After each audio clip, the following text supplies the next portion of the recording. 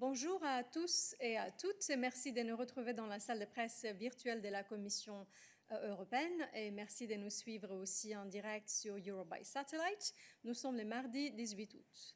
Et bon retour à ceux qui ont déjà passé des vacances, je suis contente de vous retrouver. Nous avons quelques annonces à vous faire avant de vous donner la parole pour vos éventuelles questions. Let me start by informing you that President von der Leyen will attend tomorrow the European Council video conference on Belarus. The President has been following the situation in Belarus very closely since the presidential elections on the 9th of August. She has repeatedly expressed her support for the people of Belarus. And she has also expressed repeatedly her expectation that the European Union takes strong measures to hold to account those responsible for violence, repression of peaceful protests, and the falsification of election results. The President will participate together with the President of the European Council, Charles Michel, in a press conference following the video conference tomorrow afternoon. More details on the timing of this press conference will be communicated as soon as they become available.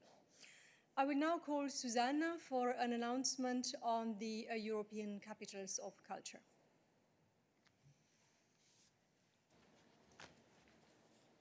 Good afternoon. The coronavirus crisis had made it difficult this year to celebrate culture. Cultural events across Europe had to be cancelled or postponed. Also, the European Capitals of Culture, with all their extraordinary programs and events, have been severely hit by the crisis. The Commission therefore proposes today to give Rijeka in Croatia and Galway in Ireland the possibility to extend their year as a 2020 European Capital of Culture until the 30th of April 2021. To allow also for more time for preparation, the Commission also proposes to postpone the year in which Novi Sad in Serbia is due to host the European Capital of Culture from 2021 to the year 2022. For the same reason, it also proposes that Timișoara in Romania and Elefsina in Greece will hold the title of the European Capital of Culture in 2023 instead of 2021. The Commission proposal now passes to the European Parliament and to the Council for their consideration and adoption. You can find more information on this in our daily news and in the related press release. Thank you. Thank you, Susanna. I will now give the floor to Sonia for an announcement regarding support to Bosnia and Herzegovina. Good afternoon. The European Investment Fund and Raiffeisen Bank Bosnia and Herzegovina signed a guarantee agreement allowing the bank to increase its lending capacity to offer 12 million euro of new financing with better terms and conditions to small and medium-sized enterprises in Bosnia and Herzegovina. The European Investment Fund's guarantee is provided under the COSME Loan Guarantee Facility as part of its coronavirus economic support package. This tool helps SMEs sustain jobs and support faster economic recovery. COSME is the EU program for the competitiveness of enterprises and small and medium-sized enterprises running from 2014 to 2020 with a total budget of 2.3 billion euro. At least 60% of the program is devoted to improving access to finance for small and medium-sized enterprises in Europe. This is the first agreement signed in Bosnia and Herzegovina under the COSME Loan Guarantee Facility coronavirus sub-window. For more information and details on the agreement, please consult our daily news. Thank you.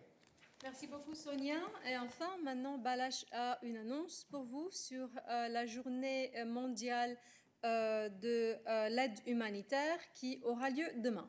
Balázs?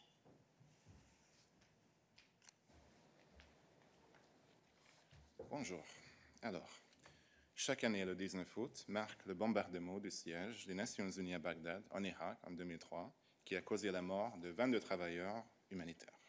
Depuis lors, la Journée mondiale de l'aide humanitaire est une occasion de commémorer les hommes et les femmes qui risquent d'être attaqués, blessés et tués dans le cadre de leur travail humanitaire. À cette occasion, le haut représentant vice-président Josep Borrell et le commissaire à la gestion des crises Janez Lenarčič ont publié une déclaration, et je vais citer quelques parties.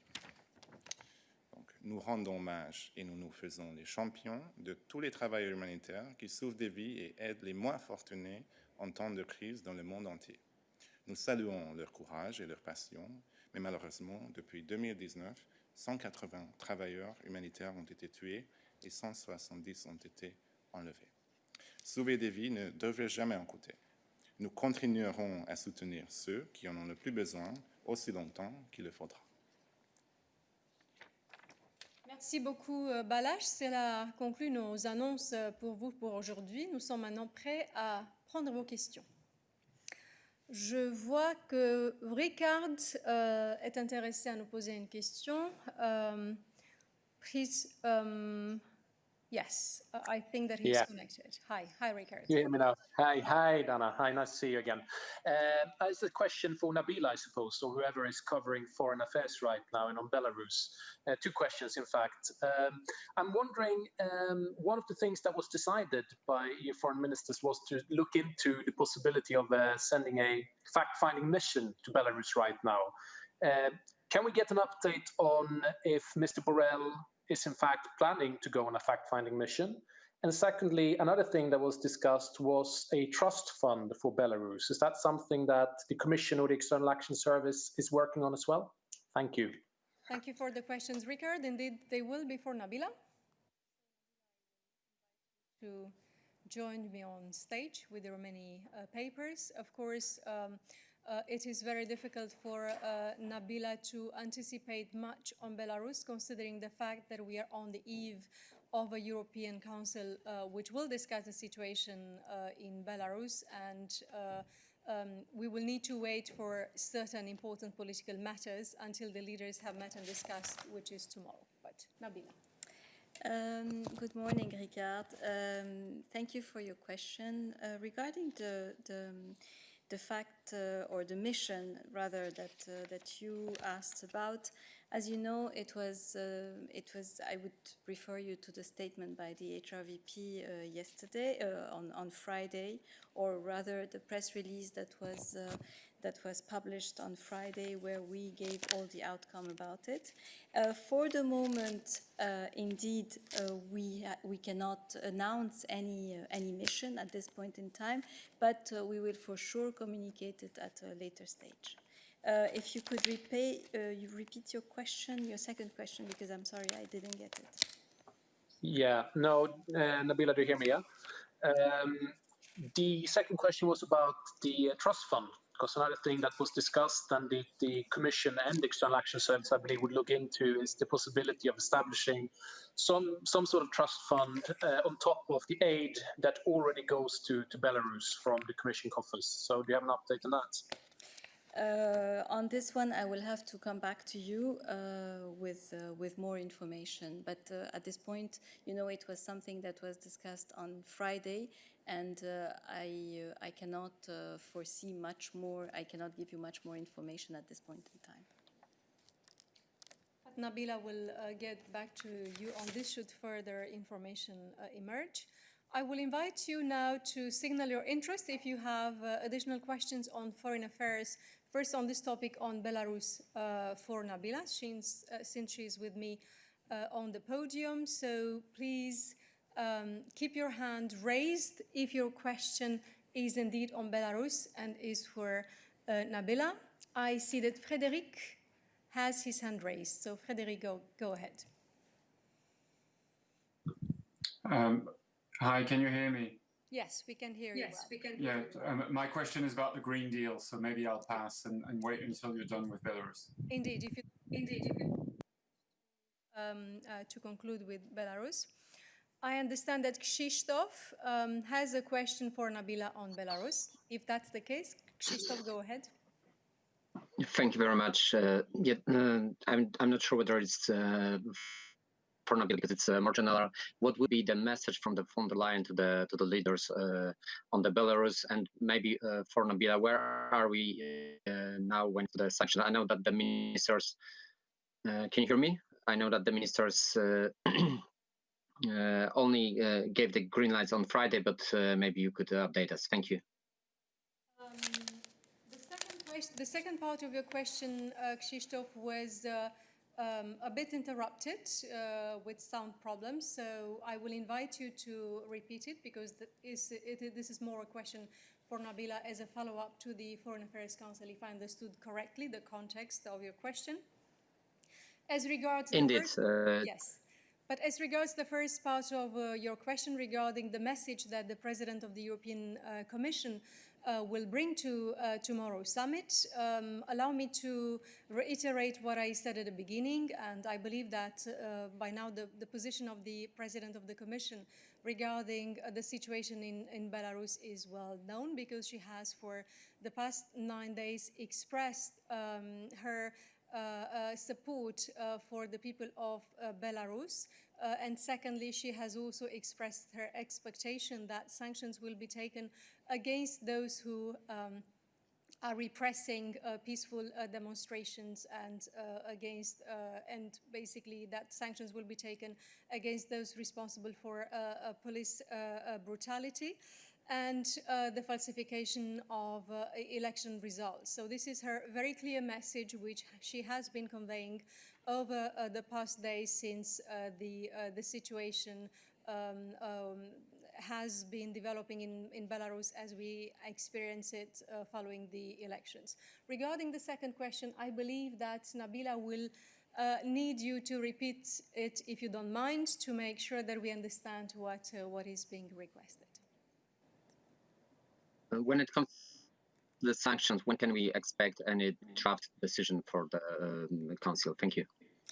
Yes, thank you for your question. And to complement what Dana was just saying on the sanction, as you know, at the latest Foreign Affairs Council video conference that took place on Friday, the ministers agreed on the need to sanction those responsible for violence, repression of peaceful protests, and the falsification of election results. The work on additional listing within the existing framework, sanctions framework for Belarus has already started. These additional listings will be prepared by the European External Action Service for discussion for an eventual adoption by EU member states in the Council. These listings will be prepared within the existing sanctions framework, as I already said, and for the moment, what I can say is that we cannot. The work has already started, and I cannot speculate on when exactly it will be ready. Work in progress. Thank you. I would want you to indicate by raising your hands if you have additional questions on Belarus for Nabila, since she's on stage. And I understand that Ansgar has a question for Nabila. Yes, Ansgar from the German press agency DPA. The High Rep announced on Friday evening a proposal for EU support in establishing and facilitating a dialogue between the political authorities in Belarus and the opposition. So I'm wondering if this proposal will be ready for tomorrow's meeting of the leaders. And I would also like to ask you if you could give us some details on the proposal. Thank you. A tall order for Nabila to anticipate the European Council discussion. Yes. I'm sorry, can you repeat the first part of the question that you just asked? Are you talking about the mediation efforts that the HRVP or exactly. Okay. The High Rep announced this proposal for EU support in establishing and facilitating the dialogue. So the foreign ministers discussed at the Foreign Affairs Council video conference options for EU support in view of resolving the current crisis situation in Belarus. Indeed, there was a strong agreement that the Belarusian political leadership needs to engage in dialogue with the opposition candidates and broader society. The European Union will therefore put forward to the Belarusian people, both authorities and broader public, a proposal for EU support in establishing and facilitating a dialogue between the political authorities, opposition, and broader societies in view of resolving the current crisis. So the High Representative Vice President and his services has already begun working on this. It is key that the Belarusian political leadership itself realizes that it needs to engage with its citizens, including the opposition, if a political way forward is to be found. Having said that, I cannot speculate on what will be said tomorrow. So we are work in progress also, and let's wait for tomorrow and we'll brief you on more. Thank you, Nabila. Perhaps, if I may, I would like to know if this proposal, or if a concrete proposal or support will be presented tomorrow at the leaders' meeting. What I can tell you is that the High Representative and his services have begun work on the proposal, but we do not have further information to share with you at this stage. And the High Representative will brief extensively tomorrow the leaders on the state of play of work on these strands, which were announced at the Foreign Affairs Council last Friday. I understand that Ricard has an additional question on Belarus for Nabila. If that's the case, Yeah. Ricard, go ahead. Yes, it is. Yeah, and Nabila, you piqued my interest a bit when it comes to the sanctions. You talked about listings. I was just wondering, will the EU also propose to strengthen the arms embargo that is already in place and was renewed, I believe, this spring? What I said earlier, Ricard, is that we are working within the existing framework. So the existing measures against Belarus are in place until the 28th February 2021. And these measures include an embargo on arms and on equipment that could be used for internal repression, as well as an asset freeze and travel ban against 4 people designated in connection with the unresolved disappearances of 2 opposition politicians, 1 businessman and 1 journalist in 1999 and 2000. For the moment, as you know, Friday's video conference was an informal meeting, so no formal decision could have been taken at this point, and we're waiting.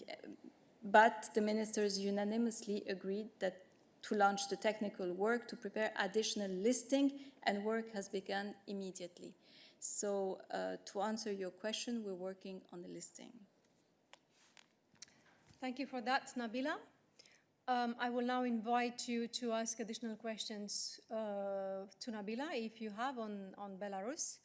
I see Frédéric's hand raised, so I wonder if that's for his question on the Green Deal, or if he, in the meantime, has a question on Belarus for Nabila. If that's the case, go ahead, Frédéric. Yes, hi, Dana. Can you hear me? Yes. Yes. Hi. My question is about the Green Deal and the timing of the Commission's impact assessment on the 2030 target. So will the impact assessment be published in September, as was initially foreseen? And can you maybe go into a little bit of detail about how the impact assessment will take into account the economic fallout from the coronavirus? Thank you very much, Frédéric. So I just want to make sure, before we go to this other very important topic, the Green Deal, that we have exhausted all the questions on Belarus. So that's why I invite once more the colleagues who would have questions for Nabila on Belarus to show their interest. That's not the case. So that leads me to thank Nabila. And to invite Vivian on stage to attempt to answer your question on the Green Deal, which is indeed about anticipating what we are going to put forward in September in relation to climate-related targets. Viviane.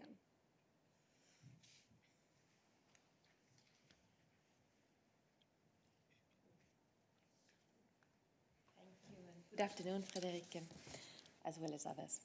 Well, as announced in the Green Deal, the Commission will put forward the new proposals to increase our greenhouse gas emission reduction target for 2030 to at least 50% and towards 55% compared to the 1990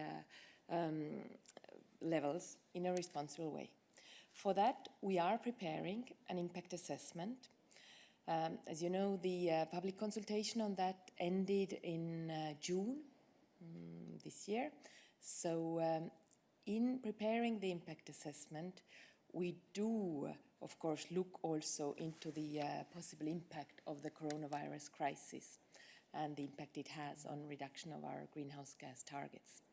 For the moment, our plan is indeed, and I can confirm that, to come with this impact assessment and the new proposal on the 2030 targets in September, so in the next month. And we are doing that precisely because also what President von der Leyen has said, namely that if we don't act now on the climate crisis, this would mean that acting afterwards would make it even much more expensive. So with all this understanding of the situation of the crisis in mind, we are working on the impact assessment as well as on the proposal to come out in September. Thanks. Thank you, Viviane. I will now invite you to ask other questions to Viviane, if you have, on the Green Deal. As she is on stage, no, that doesn't seem to be the case, so thank you, Viviane. And I will now open the floor to other questions on other topics. Lily has been waiting for a long time, so Lily, go ahead.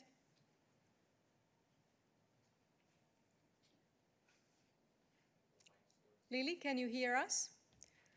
I understand that your mic is not... Yes, it's now activated. Great. I have two questions. The first is about the European Commission's internal planning.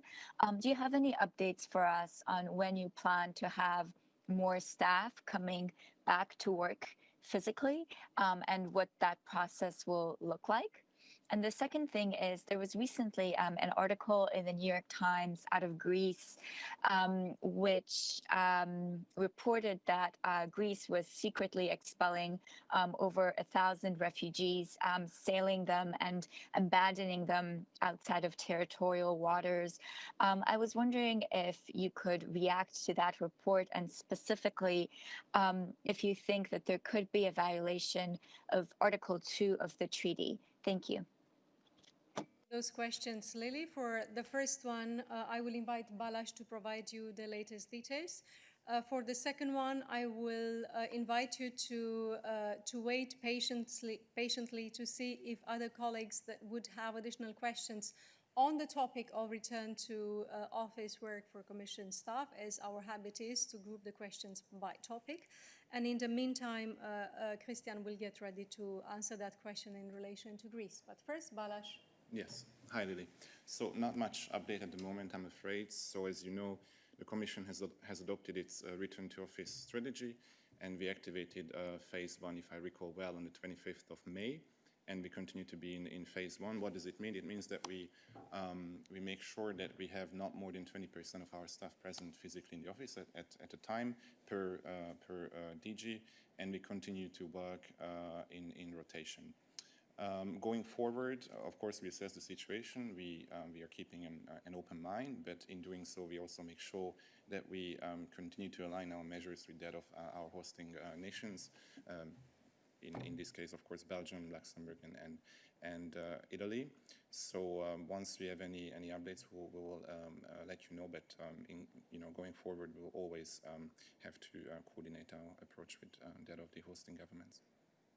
Thank you very much. I will now invite you to express your interest to ask a question to Balázs on the same topic. If you have any question on coronavirus return to office and how the Commission operates in this period. I understand that Eric has a question for Balázs on this subject. If that's the case, please go ahead, Eric. Oui, effectivement, j'ai une question. Bonne journée à tout le monde.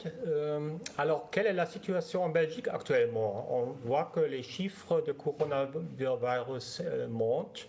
Est-ce que l'Union peut continuer à travailler à Bruxelles? Et une deuxième question, est-ce que vous avez un commentaire sur les restrictions de voyage en France et en Espagne imposées par la Grande-Bretagne et l'Allemagne? Est-ce que la Commission a été informée à temps et est-ce que les mesures sont bien coordonnées au niveau européen? Merci. Eric, la première, c'est une question assez importante. Est-ce qu'on aime la Belgique? On adore travailler en Belgique. Et je pense que la question sur l'avenir de notre présence en Belgique ne se pose pas et ne s'est jamais posée. Nous suivons bien évidemment avec intérêt l'évolution de la situation du coronavirus en Belgique, comme nous suivons la situation dans tous les pays membres. Et comme Balázs a dit, nous coordonnons étroitement nos décisions sur les conditions des retours des travailleurs de la Commission à nos bâtiments avec les autorités belges parce qu'il y a une concordance claire et nécessaire entre nos décisions et celles qui sont celles du pays où nous avons notre siège principal. En ce qui concerne la deuxième question, ce n'est pas une question pour Balázs, c'est une question qui se réfère aux mesures des quarantaines imposées par des différents pays de l'Union européenne et l'éventuelle coordination. Je vais inviter Viviane pour expliquer la situation là-dessus. Merci beaucoup, Balázs.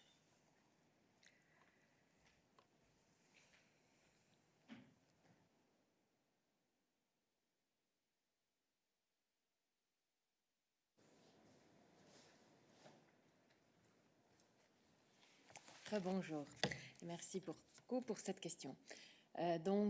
Effectivement, les mesures de quarantaine que les pays membres décident de prendre sont dans leurs compétences nationales. C'est quelque chose que les pays membres décident sur la base de leurs connaissances et situations.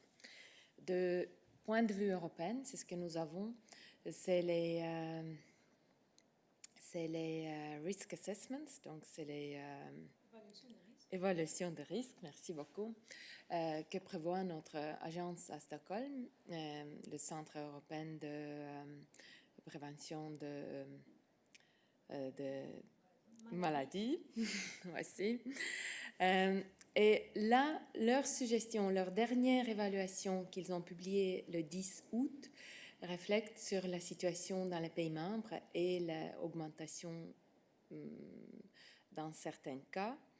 Et leur évaluation montre spécifiquement sur comment éviter cette augmentation en appuyant sur la nécessité de faire le plus de dépistage possible et continuer à communiquer sur les risques avec prudence et importance dans toutes les mesures que nous avons tous dans notre vie quotidienne. Merci. Merci beaucoup, Viviane. J'invite maintenant les collègues à manifester leur intérêt à poser des éventuelles questions à Viviane au sujet du coronavirus, parce que cette semaine, elle remplace Stéphane, qui normalement prendrait des questions sur ces sujets. Je me demande si Lorne a effectivement une question sur le coronavirus et si donc elle pourrait être prise maintenant par Viviane. Hopefully, yeah, Lorne Cook from the Associated Press. Hope it may have fallen in between Balázs and yourself, actually, but it's still the same theme, and just a bit larger. It concerns the members of the college, as we know, and as we've just heard. Different member states have different quarantine rules and so on.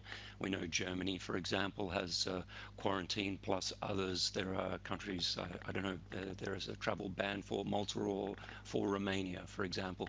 What I'm interested in is the members of the college, as they come back, will they be quarantining, or is there some kind of diplomatic immunity for the president herself, for example? Well, the members of the college who are spending time outside Brussels in their member states of origin, for instance, will of course be subject to the rules that any government introduces with respect to the procedures to be followed following a stay in a certain region. And surely they're getting the information that is necessary for their return to the office, and they will take the precautions for that to take place in a very smooth way. I wonder if Balázs has anything to add to this. It doesn't seem to be the case. Thank you for that question, Lorna. Any additional questions for Vivian on the issue of coronavirus, as we have opened this discussion here? I believe that Sarantis has a question on coronavirus. If that's the case, please Yes, go ahead. Exactly. Can you hear me? Yes, we can hear you well. Okay, great. Okay, the Greek health minister said today that he expects the first batch of COVID-19 vaccines in December. Is this the case? This is under the EU deal recently reached, as he said, but is this the case? Have you already made arrangements with other EU countries as well? How can we have such arrangements considering that we don't know yet if the vaccine will be successful at the end? I mean, the timeline.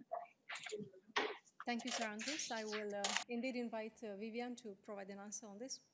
Thank you. So indeed, we are negotiating, as you know, with various companies to make sure that we would have enough vaccine in place for all the European member states, as well as to be able to donate the vaccines to the medium and low-income countries where need be. We have last week concluded the first agreement with AstraZeneca for the contractual framework of 300 million doses, with the possibility to go up to 100 million more. But this, of course, is something which is work in progress from the point of view that these preparations for the vaccine to be in place are underway, as well as the testing phases are underway. So for the exact timing, I would like to refer you to the interview that Commissioner Kyriakidis gave last week, where she was hoping to have the vaccine ready by the end of this year, next year. That's the time frame what we are looking for, but we are not, of course, now in a situation to give you the exact date on that, since this is something where we need to be very sure that these vaccines that would be put on the market would be in full compliance with all our regulations, would not have any side effects we don't want them to have, and so on. So the normal way, the way the pharmaceuticals work with the permissions and so on. Can I ask, so if I understood correctly, the European Commission has not told the Greek government the exact date of delivery? For the moment, we are in a situation where we cannot tell this exact date of delivery. We are working, and this has been the basis of the work we're doing with the vaccine strategy, to make sure that we have the vaccine ready as fast as possible, but also as safely as possible for all the Europeans.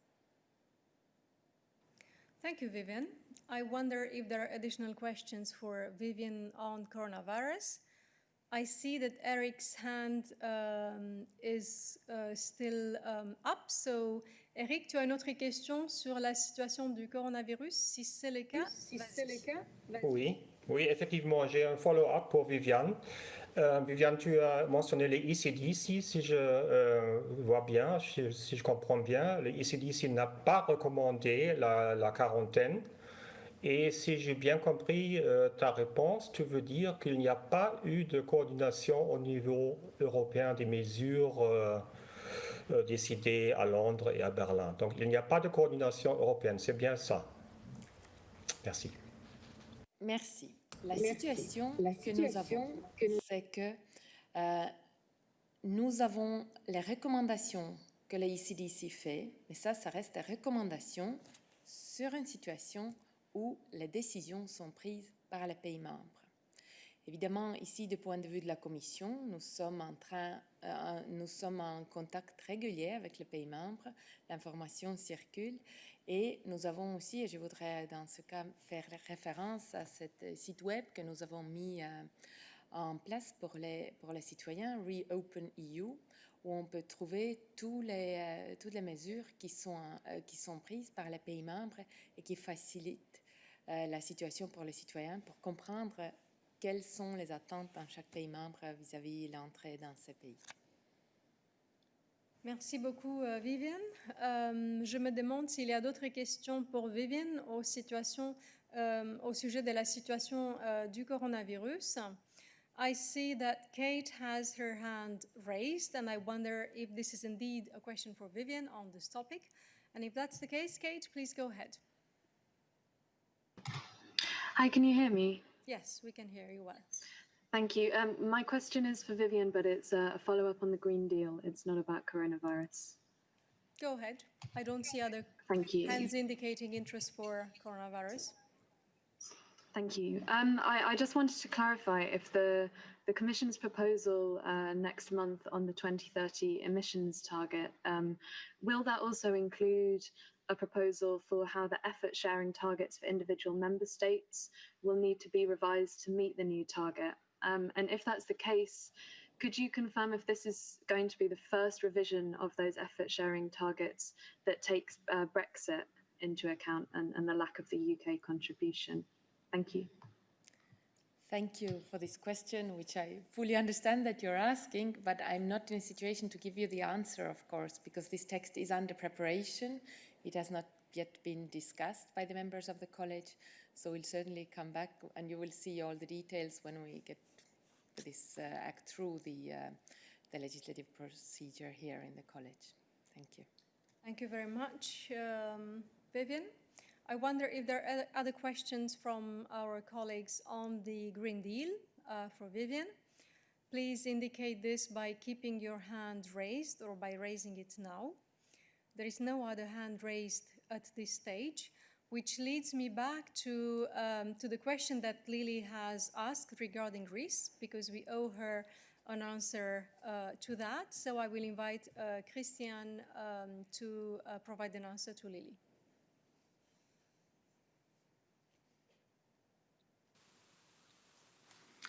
Yes, hello, Lily. Well, the Commission takes allegations of pushbacks and mistreatments very seriously. National administrative and judicial authorities are responsible to ensure the respect of relevant obligations, including in relation to the protection of fundamental rights. So all allegations of pushbacks, abuse and violence must be investigated. In this, as in other cases, we expect national authorities to investigate with a view to establish the facts and appropriately follow up on any wrongdoing. Thank you very much, Christian. I see that Lily has a follow-up. Lily, go ahead.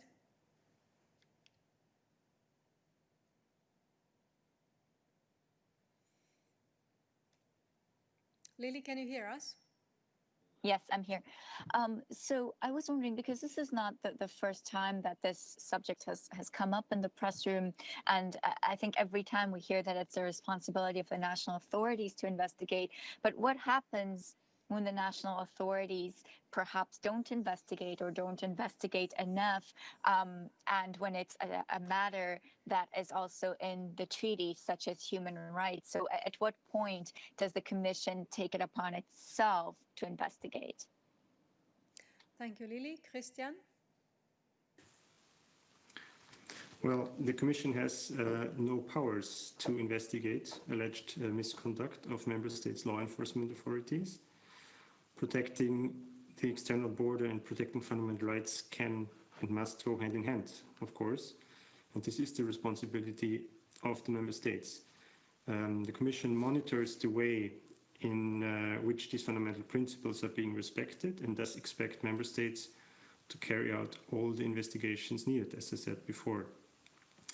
At the same time, the EU's Fundamental Rights Agency and Frontex have also an important role to play in this. The two agencies recently agreed to work together to establish fundamental rights monitors, design their training program, and integrate them into Frontex activities.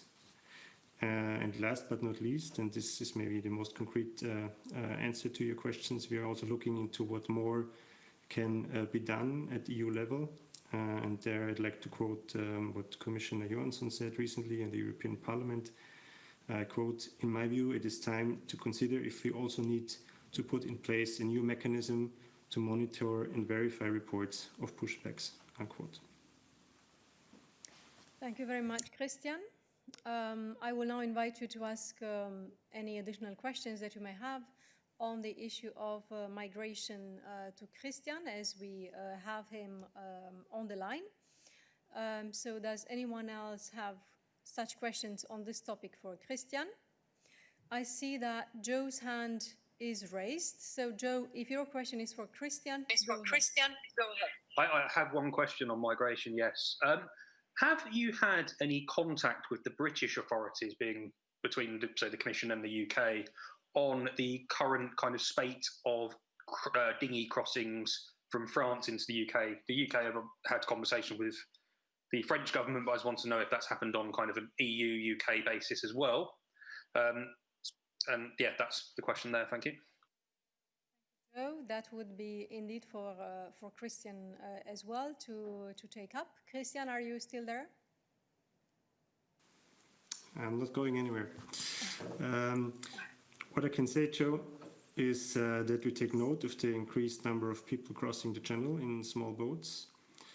France and the UK have bilateral agreements in place when it comes to migration management. These agreements are established exclusively between the two countries. More generally, of course, this demonstrates the need to put in place comprehensive, sustainable, and effective solutions that deal with both internal and external aspects of migration. It's something we are working towards in the new pact on asylum and migration for after the summer.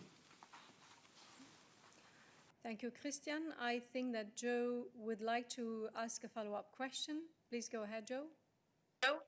Not a follow-up, Dana, but a second question on the UK and EU trade talks that are going to be resuming tonight between David Frost and Michel Barnier.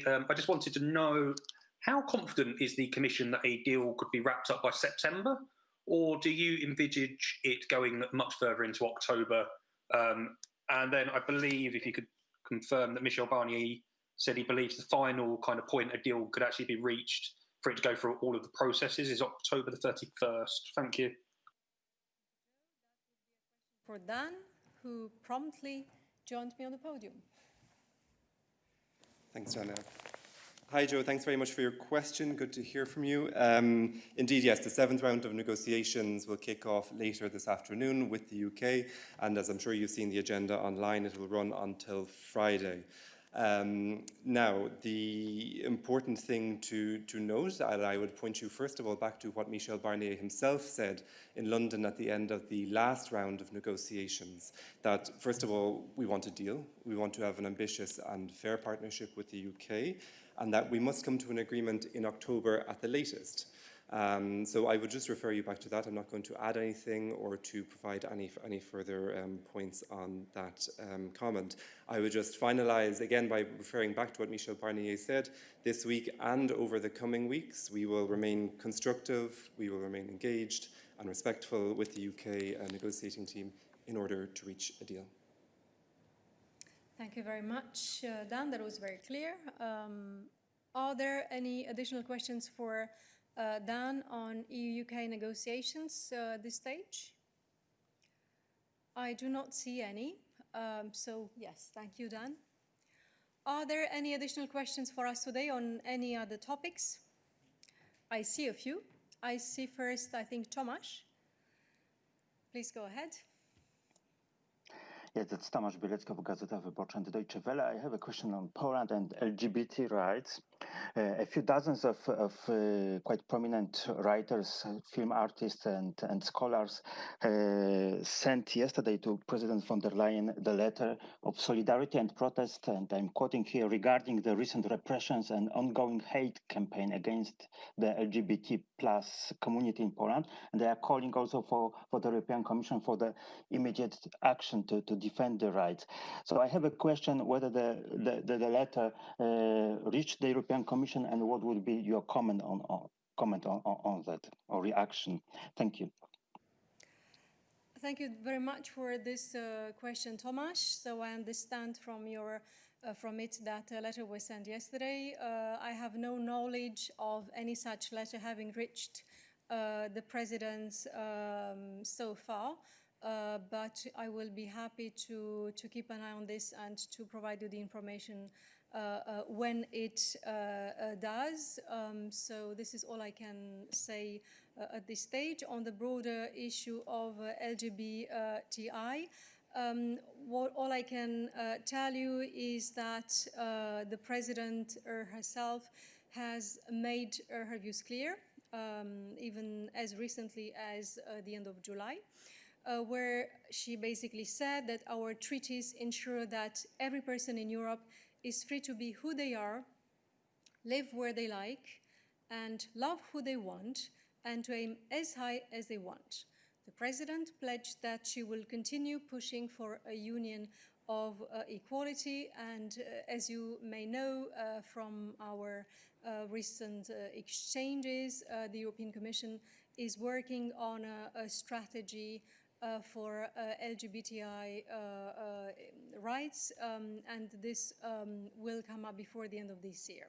In the meantime, because it took a while to express all of that, I received fresh information from Christian, who is actually confirming that we have received the letter about which you ask. So information here can circulate indeed very rapidly. Live, so to say, and indeed, like always with such letters, we will study it carefully and we will respond as we always do, in according to our procedures. Thanks for that, Tomasz. In the meantime, I see that Mose has a question, so Mose, go ahead. Yes, hello, Dana. Thank you. I arrived a bit late to the press conference, but I wonder if you can ask a small question about, this SURE, this EU program of financial aid to short-term unemployment benefits for employees on temporary leave. I only got a reply from the Commission that obviously member states are not obliged to report on exactly which companies do receive that aid under SURE. So my question is, but isn't this aid considered as a kind of state aid? And in that case, should the member state also report exactly which companies are benefiting from it? Thank you. Very much for the question, Mose. I will invite Dan to attempt to provide you an answer. This week he's replacing Marta, who will normally be your interlocutor for questions relating to SURE, and he will try to find an answer. No, thanks very much, Dan. And hi, Mose. Yes, I don't have anything much to add to what we've already sent you. I mean, we've been in contact with you since yesterday on this question, and I know that the team has sent you already some information, so I'm happy to repeat that here, but I guess that won't help you in this case. All I'd say more generally on SURE is that the financial support in the package itself will become available once all member states have voluntarily committed and signed their guarantee agreements with the Commission. This process is nearing completion. Now, for the exact details of that, I would refer you again to the answer that we provided you with, and if there's anything else specific, I think get back in touch with us and I can get in contact with the experts, because I don't have all of the details there in front of me. Thank you, Dan. I will now invite you to ask any additional questions on SURE for Dan, if you have any, since we started this subject. That doesn't seem to be the case. Nobody has raised their hands, so thank you very much, Dan, once again. And I now see Catherine's hand raised. She has a question for us on a different topic. Hi, Catherine. Hi, hello, Dana. Hello, Dana. As you know, I work for EU Reporter, and over the last week, we've received 11 million bot attacks in what's called a dedicated denial of service attack, designed to take us offline, sometimes as many as 250,000 hits in an hour. We've been informed that these attacks are being led by a state-based actor. This isn't the first time it's happened, and we've taken security measures to help prevent this. But small companies are incurring ever-increasing costs in fighting off these actors. And obviously, they don't have the same means and motivation as a state. So, can the European Commission offer financial support to smaller media outlets? After all, these are usually the ones that do guarantee a plurality of views to help secure their websites. And I'm thinking particularly of those who are operating countries where the rule of law is particularly weak. I mean, I don't know the extent of the problem, but I've certainly seen its impact on our own side. Thank you.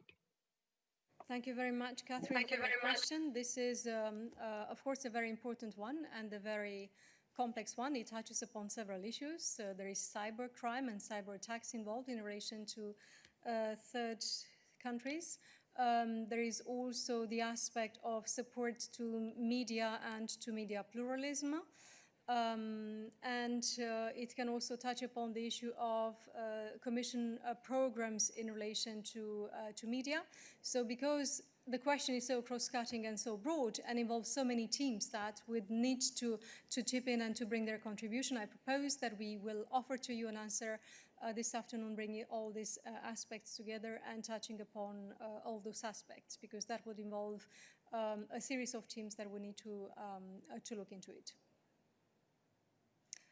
Thank you very much. I wonder if you have any other questions for us today. That doesn't seem to be the case. No other hand is raised. So have a good afternoon. Be in touch with us if you need to have any answer on anything else. And we will see each other again on Friday for the next midday briefing of this week. Thank you.